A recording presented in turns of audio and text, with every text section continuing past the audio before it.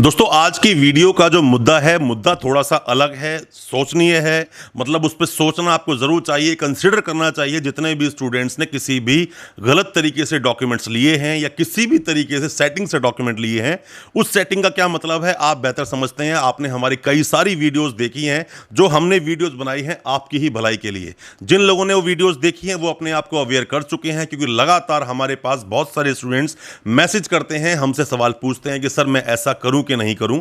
हम मना करते हैं तो वो लोग नहीं भी करते हैं। दोस्तों क्वेश्चन बहुत बड़ा है कि सर अगर मान लीजिए किसी भी स्टूडेंट के अगेंस्ट एफआईआर दर्ज हो जाए कि उसके पास डॉक्यूमेंट गलत है, तो उसे क्या करना चाहिए। या फिर कोई भी कंसल्टेंट है, कंसल्टेंट के झांसे में आकर डॉक्यूमेंट ले लिए, कंसल्टेंट को ही दिक्कत हुई, बाद में पुलिस ने आपको नोटिस भेज दिया, आप क्या करेंगे। या फिर कोई यूनिवर्सिटी जिसके ऊपर बहुत बड़ा स्कैम हुआ, बहुत बड़ी प्रॉब्लम हुई, इन्वेस्टिगेशन चल रही है, तो उसमें स्टूडेंट के ऊपर क्या प्रॉब्लम हो सकती है, हमें क्या प्रिकॉशन लेने चाहिए और हम कैसे उससे अपने आप को बचाएंगे। ऐसे बहुत सारे कमेंट्स हैं, बहुत सारे सवाल हैं। ये पहली ही हम आज वीडियो हालांकि बना रहे हैं उसके ऊपर कि आप कैसे अपने आप को बचाएंगे। लीगल वे में भी मैं आपको बताऊंगा क्या सेक्शंस लगते हैं और कैसे पुलिस उसके ऊपर प्रोसीडिंग करती है। उन सब के बारे में आज डिस्कस करेंगे अपनी इस वीडियो में। दोस्तों बने रहिए हमारी इस वीडियो के साथ।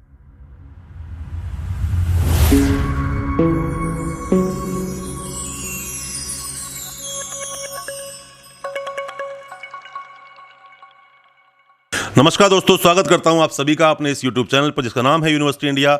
मेरा नाम है वीरेंद्र वर्मा। जैसा आप सभी जानते हैं, हम देश विदेश की यूनिवर्सिटीज़, कॉलेजेस, उनके कोर्सेज को एक्सप्लोर एंड रिव्यू करते हैं और आपको बताते हैं सब कुछ जो आप जानना चाहते हैं। दोस्तों सबसे पहले आप ये समझिए कि स्टूडेंट को ये सोचने का विषय बन कब जाता है कि उसे क्या करना चाहिए, कहीं वो लीगल प्रॉब्लम में फंस ना जाए। आपने डॉक्यूमेंट्स किसी भी सेटिंग से लिए हों, सेटिंग का मतलब क्या है। आप अगर ये सोचते हो ना कि डिस्टेंस से मैं कोर्स कर रहा हूं और मैं तो रेगुलर कर रहा हूं, मुझे कोई प्रॉब्लम फ्यूचर में होगी नहीं, वो भी गलत है। गलत कैसे है वो? आपने अगर एग्जाम्स यूनिवर्सिटी कैंपस में जाकर नहीं दिए हैं, वो बिल्कुल गलत है। आपने शॉर्टकट में ले लिया कोई भी आपने कोर्स को, जैसे मान लीजिए कि आपका सेशन होना था 20 से लेकर 23 का, आप बीच में घुस गए, एक साल आपने पास बैक में करवा दिया, सेकंड ईयर में एडमिशन ले लिया, बट वो क्रेडिट ट्रांसफर नहीं था, वो भी गलत है। या फिर आपने पूरा ही बैकडेट में कोई कोर्स ले लिया, गलत है। क्योंकि इतने सारे क्वेश्चंस आपके सामने खड़े हो जाएंगे कि आप उनको जस्टिफाई नहीं कर पाएंगे। और इनके ना आपको सिग्नल मिलते भी हैं। सिग्नल कैसे मिलते हैं? बार बार आप कहीं एडमिशन लेने के लिए गए, वहां पर आपका एडमिशन रोक दिया गया कि नहीं इस यूनिवर्सिटी का हम एडमिशन नहीं लेंगे। ये सिग्नल है आपके लिए कि अवेयर हो जाइए। आपने किसी जॉब में, प्राइवेट जॉब में अपने डॉक्यूमेंट्स लगाए, उस जॉब ने, मतलब जॉब में जो एम्प्लॉयर बैठा हुआ है उसने आपको मना कर दिया कि नहीं नहीं आपके डॉक्यूमेंट्स गलत हैं या हम इस यूनिवर्सिटी को एक्सेप्ट नहीं करते, वो भी गलत है। या फिर जब आपने कहीं पर डिस्कस किया, उस यूनिवर्सिटी के सामने फटाफट से नाम आपके सामने आ गया कि नहीं यूनिवर्सिटी ऐसा ऐसा करती है। दोस्तों ये आज नहीं तो कल, कल नहीं तो परसों, 10 साल के बाद, 5 साल के बाद प्रॉब्लम खड़ी होगी जरूर और आप प्रॉब्लम में फंस सकते हो। बिल्कुल प्रॉब्लम खड़ी हो सकती है। अब सबसे बड़ी सोचने वाली जो बात है वो ये है दोस्तों कि जब कोई भी एक्शन होता है किसी भी यूनिवर्सिटी के अगेंस्ट, किसी भी कंसल्टेंट के अगेंस्ट या किसी भी स्टूडेंट के अगेंस्ट, धाराएं कॉमन है, सेक्शंस कॉमन है। आईपीसी की बात कर रहा हूं, मतलब कि इंडियन पीनल कोड, मतलब कि भारतीय दंड संहिता 1860 की ये पूरा एक एक्ट है जिसके अंदर कुछ सेक्शंस हैं। सेक्शंस क्या? 420, 467, 468, 471, 120B, कभी कभी 34 लग जाता है, अब कभी कभी ये नहीं भी लगता है। अब दोस्तों इस पूरी सेक्शंस में सारी की सारी धाराएं लगी हैं ना, ये 7 साल से ऊपर तक की सजा के प्रावधान है और 467 के अंदर तो उम्र कैद का प्रावधान है। और इसके अंदर अगर आपने ज्यादा ही कोई इंपॉर्टेंट डॉक्यूमेंट्स के साथ में फर्जीवाड़ा कर दिया या गलत कर दिया, छेड़छाड़ कर दी, तो उम्र कैद तक की सजा हो सकती है। पर दोस्तों आपको डरने की जरूरत नहीं है। डरने की जरूरत क्यों नहीं है? क्योंकि इन सब में जो ये चीटिंग फॉर्जरी के मामले होते हैं, जब तक कि पुलिस के पास बहुत स्ट्रांग एविडेंस ना हो, जब तक आपके साथ में कुछ एक्शन होगा नहीं। मतलब पुलिस शुरू में तो आपको अरेस्ट कर लेगी, जेल भी आपको भेज देगी, बट बाद में जब मुकदमा चलेगा तो बाद में आप उससे बरी हो जाओगे। ज्यादातर ऐसा होता है और ज्यादातर यूनिवर्सिटी भी उस मुकदमों से निकल जाती है। और उस सेशन में मान लीजिए किसी यूनिवर्सिटी के साथ कोई एक्शन हुआ 2020 में, 21 में भी एक्शन हुआ, आपने 20 तक जितने भी डॉक्यूमेंट लिए हैं और आपके पास उन डॉक्यूमेंट को सत्यापित करने के प्रूफ हैं, तो आप उसके लिए कोर्ट तक खड़े हो सकते हो। दोस्तों हमारे हिंदुस्तान में जितने भी वर्डिक्ट्स आते हैं, जितने भी निर्णय आते हैं, वो सारे मैक्सिमम स्टूडेंट्स के फेवर में होते हैं। बट आप खुद मुझे बताइए, आपने सामान कहीं जाके कुछ खरीदा, आप पहुंच के क्लेम करने के लिए आपके पास उसका बिल ही नहीं है, तो आप क्लेम कैसे करोगे? कोर्ट तो आपको मानेगा नहीं। कोर्ट बोलेगा भाई जब तक आपके पास बिल नहीं है तो मैं कैसे मान लूं कि आपके डॉक्यूमेंट बिल्कुल ओरिजिनल है। क्योंकि कई बार ऐसा होता है, कई बार ऐसा हुआ भी है कि कुछ यूनिवर्सिटीज ने स्कैम किया।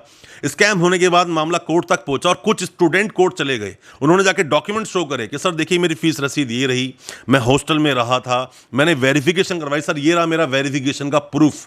आपका वेरिफिकेशन लेटर भी बहुत मायने रखता है, बट वो जो वेरिफिकेशन है वो किसी सरकारी तरीके से होना चाहिए। प्राइवेट वेरिफिकेशंस को या प्राइवेट चीजों को कई बार कोर्ट नहीं मानता है, वो मानता है गवर्नमेंट को। आपने देखा होगा जो स्पीड पोस्ट होते हैं या जो हम कोरियर करते हैं वो भी स्पीड पोस्ट को ही कंसीडर किया जाता है मैक्सिमम। प्राइवेट जो कोरियर पोस्ट होती है उसको कई बार कोर्ट कंसीडर नहीं करता है। इसलिए कोई भी वकील या कोई भी जो कानून जानकार है वो आपको बोलेगा स्पीड पोस्ट कीजिए। तो आपको इनके लिए बहुत ही ज्यादा सावधान रहना है, आपको अवेयर रखना है अपने आप को, डॉक्यूमेंट्स को सही तरीके से। खास करके दोस्तों आपके डॉक्यूमेंट चाहे वेरिफिकेशन हो या ना हो, रिप्लाई आए या ना आए, बट आरटीआई जरूर लगा लेना। आरटीआई कैसे लगा लेना? पहली आरटीआई लगाओ, अपील लगाओ, फाइनल अपील भी लगाओ। कल कुछ दिक्कत होती भी है तो कम से कम आप खड़े होकर बोलिए। आप बोलिए कि सर मैंने आरटीआई लगाई थी, मैंने पूरा प्रोसेस फॉलो किया था, यूनिवर्सिटी मुझे रिप्लाई नहीं कर रही मेरे डॉक्यूमेंट्स पर, तो मैं क्या करूं उसके अंदर।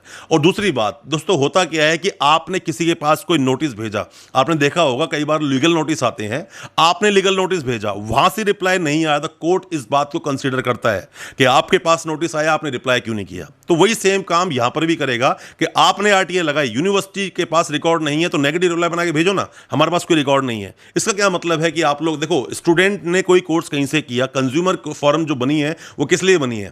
कंज्यूमर का कोई कंप्लेंट है सीधा कंज्यूमर फॉर्म में करे। सभी स्टूडेंट्स कंज्यूमर के दायरे में आते हैं। आपको प्रॉब्लम है किसी यूनिवर्सिटी के लेकर तो सीधा आप कंज्यूमर फॉर्म में कंप्लेंट करोगे तो वहां से भी आपके ऊपर एक्शन होगा, उस यूनिवर्सिटी के ऊपर। आपकी फीस वापस नहीं कर रहे हैं, आपके डॉक्यूमेंट्स ओरिजिनल नहीं दे रहे हैं, या फिर आपको किसी भी तरह से परेशानी हुई है यूनिवर्सिटी या कॉलेज से, कंज्यूमर फॉरम में भी जाकर कंप्लेंट आप कर सकते हैं। दोस्तों ये जो कंप्लेंट का विषय है कि मेरे ऊपर कंप्लेंट होगी कि नहीं होगी, कंसल्टेंट पर कंप्लेंट होगी कि नहीं होगी, या फिर यूनिवर्सिटी पे होगी कि नहीं होगी। दोस्तों जब इन्वेस्टिगेशन होती है ना तो इन्वेस्टिगेशन में सभी लोग घेरे में आते हैं। 120 भी लगाते इसीलिए हैं कि षड्यंत्र रचा गया उसके ऊपर। तो आप लोग बेहतर है अपने डॉक्यूमेंट्स को बहुत अच्छे तरीके से और बहुत सारे प्रूफ के साथ रखिए। कल आप फंस जाओ, आप नाम ले दो कंसल्टेंट का, मैंने तो इससे लिए थे, तो भी आप बचोगे नहीं। आप बोल दो मैंने नहीं उससे लिया, बचोगे नहीं, क्योंकि आप उसी षड्यंत्र का एक हिस्सा हो। ऊपर से जितने नाम आप लेते जाओगे उतना ही बड़ा केस लेंथी बनता चला जाएगा। बेहतर है पहले से ही डॉक्यूमेंट्स को अच्छी तरह से वेरीफाई कराएं, अच्छी तरह से डॉक्यूमेंट्स को ऑथेंटिकेट कराएं। और पहली बात तो दोस्तों, डॉक्यूमेंट लेने के चक्कर में पढ़ो मत, ये गलत तरीका है। आप किसी फर्जीवाड़े मत पढ़ो, सिस्टमेटिकली कोर्स करो, तरीके से अपनी एजुकेशन लीजिए, वरना तो ये जो क्वेश्चन है ना ये आपके दिमाग में लगातार चलता ही रहेगा। मैं क्या करूं, मैं कैसे करूं, कि क्या करूं, मैं डॉक्यूमेंट का यूज़ करूं कि ना करूं। तो ऐसे डॉक्यूमेंट लेने का ज़रूरत ही क्या है। और लिए भी हैं तो प्राइवेट तक रहो ना, प्राइवेट जॉब तक सीमित रहो, आगे मत निकलो। कल कभी कोई दिक्कत होगी ज़िंदगी में, कम से कम बच तो जाओगे।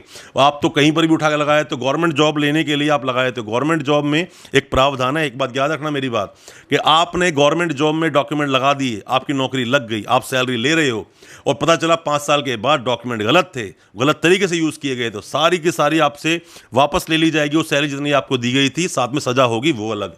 तो बच के रहिए। किसी भी तरह के सेटिंग के डॉक्यूमेंट्स को सरकारी जॉब में लगाने से पहले या किसी भी सरकारी संस्थान में या महकमे में लगाने से पहले एक बार नहीं 50 बार सोच लेना। और मैं तो एडवाइस करूंगा कि किसी भी सरकारी महकमे में किसी भी सरकारी तरीके से डॉक्यूमेंट्स को यूज ही मत करना, ऐसे डॉक्यूमेंट लो ही मत। और मैं हमेशा बायकॉट हम लोग करते हैं कि आप बैकडेट के तरीके से या बैकडोर से किसी भी तरह से एजुकेशन ना लें तो अच्छा है। दोस्तों आप लोग सभी अपने आप को एजुकेटेड बनाइए, क्वालिफाइड मत बनाइए। क्वालिफाइड मतलब डिग्रियां ले ली पर आपको पता कुछ नहीं है। दोस्तों एजुकेटेड बनाइए, आपके लिए एक नहीं 50 रास्ते खुलेंगे। अपने आप को ज्ञान अर्जित कीजिए, अपने आप को ज्ञानवान बनाइए, अपने आप को नॉलेजफुल बनाइए। आपको कभी कोई भी किसी भी तरह की प्रॉब्लम नहीं होगी। बट हाँ, जो मैं हमेशा बोलता हूं, मैं क्या बोलता हूं, क्या हार में क्या जीत में किंचित नहीं भयभीत में, कर्तव्य पथ पर जो भी मिला ये भी सही और वो भी सही, पर हार मानूंगा नहीं। तो दोस्तों बात वही है कि लोग अपने लिए, अपने परिवार को चलाने के लिए, अपनी लाइफ को चलाने के लिए बहुत कुछ करते हैं। आपने भी कर लिया तो इतना बड़ा कोई गुनाह नहीं है। बट हाँ, गुनाह तो गुनाह है, क्योंकि हमारे देश का जो कानून है वो यही बोलता है जो मैंने आपको सब कुछ बताया है। और मैं उम्मीद करता हूँ आज आपको इस वीडियो से बहुत कुछ जानने को मिला होगा, क्या क्या हो सकता है आपके साथ। अच्छा लगा हो आज का वीडियो दोस्तों, रिक्वेस्ट है आपसे ज़्यादा से ज़्यादा शेयर करना अपने दोस्तों में, परिजन परिवार में, ताकि वो भी जान सके कोई गलती करने से पहले कि उनको ये चीज़ नहीं करनी है। और वीडियो को लाइक ज़रूर करना। मैं उम्मीद करता हूँ कि अब ज़्यादा मेरी वीडियो को शेयर करेंगे, लाइक करेंगे। बहुत बहुत शुक्रिया दोस्त, धन्यवाद हमारी वीडियो के साथ बने रहने के लिए।